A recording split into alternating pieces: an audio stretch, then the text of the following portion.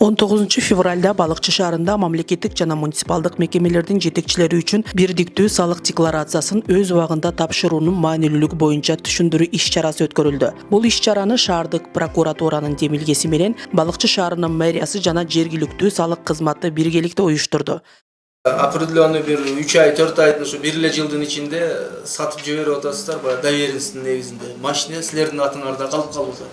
Анан силер болсо аны мен сатып бергенмин деп туруп көрсөтпөй коюп атасыздар. Вот ушуга окшогон кемчиликтерди көп кетирип атасыздар толтурууда. Ошого жакшыраак көңүл буруп коюңуздар. Алдыңыздарбы саткандан кийин сиздин атыңызда жок болсо гана чыкпайт да.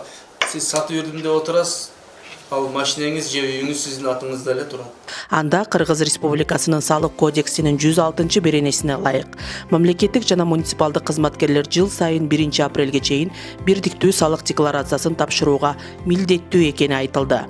Аталган декларация мамлекеттик жана муниципалдык кызматкерлердин киреши булактары, чыгымдары, мүлкү жана милдеттенмелери тууралуу маалыматты камтыйт. Мунун негизги максаты салыктык ачык айкындуулукту камсыз кылуу, коррупциянын алдын алуу жана мыйзамдуу байлыктын булактарын тактоо болуп саналат. Бизде Балыкчы шаары боюнча 796 муниципалдык жана мамлекеттик кызматкер тапшырат. Ошонун ичинде бүгүнкү күндө салык кодексине да өзгөртүүлөр кирип атат. Мурун болсо жеке жактар, мугалимдер болобу, жөнөкөй жүргөн адамдар тапшырылчу эле. Бүгүнкү күндө ал декларациянын өзгөртүүлөр киргизип, ошол тапшырбай калышты.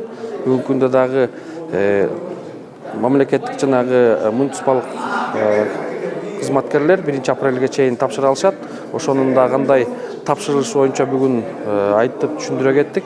Жана экинчи жак болсо 1 майга чейин биздин жеке жактар жана болбосо ишканалар 1 майга чейин тапшырылат.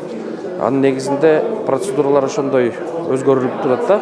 Бүгүнкү күндө өзгөртүүлөрдүн негизинде бүгүн ушул биз совместно прокуратура органдары менен кандай мындай тапшырбаса кандай залакалары бар, ошону да түшүндүрө кеттик.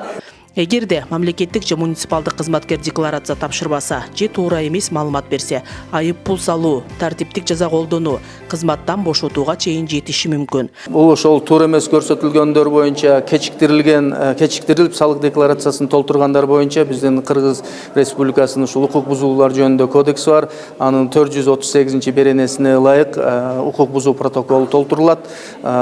Биринчи жолу кетирген кемчилик үчүн салык декларациясын толтурууда кечигип толтургандар үчүн 3000 сом штраф, ал эми баягы мүлкү көрсөтүлбөй калгандар үчүн 5000 сом штраф айып пул салынат. Андан арда берененин пункттары бар.